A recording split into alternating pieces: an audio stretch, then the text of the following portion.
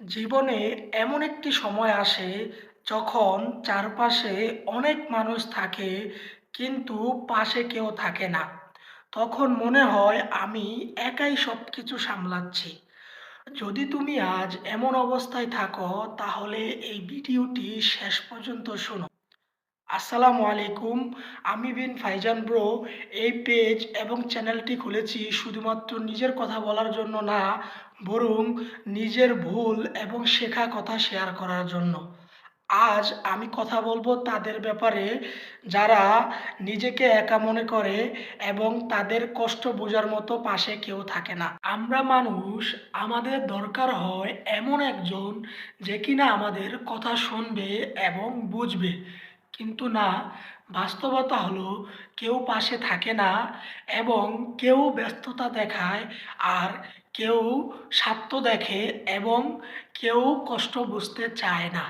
তখন আমরা ভিতরে ভিতরে ভেঙে পড়ি এবং আমরা ভাবি আমরা এতটাই অপ্রয়োজনীয়। কিন্তু না, তুমি অপ্রয়োজনীয় না, বরং তুমি এমন একটা সময় পার করতেছো যেখানে আল্লাহ তোমাকে মানুষের উপর নয়, বরং নিজের উপর ভরসা করতে শেখাচ্ছেন। এই ব্যাপারে আল্লাহ কোরআনে স্পষ্টভাবে বলছেন, অহুয়া মা কুম আইনা মা কুমতুম। অর্থ, তোমরা যেখানেই থাকো আল্লাহ তোমাদের সাথেই আছেন।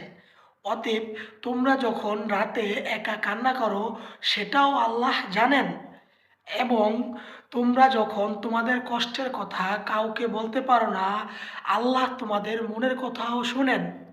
এখন মানুষ চলে যেতে পারে কিন্তু আল্লাহ তার বান্দা থেকে কখনো দূরে যান না। শোনো, একাকিত্বতা মানেই অভিশাপ না। অনেক সময় একাকিত্বতাই আমাদের শক্ত বানায়।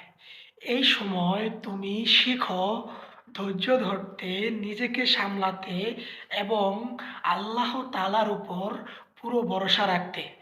মনে রেখো, যদি আল্লাহ তোমার সাথে থাকেন এবং পুরো দুনিয়াও যদি তোমার বিপক্ষে থাকে, তাহলে তুমি একা নও। অতএব আজ যদি তুমি নিজেকে একা মনে করো, তাহলে মনে রেখো আল্লাহ তোমার সাথে আছেন। এই ভিডিওটি যদি তোমার মনকে শক্তি দেয় তাহলে শেয়ার করো, ফলো করো, আর ইউটিউব থেকে দেখে থাকলে সাবস্ক্রাইব করো। ইনশাআল্লাহ আমরা একসাথে আমাদের ইমানকে শক্ত বানাবো।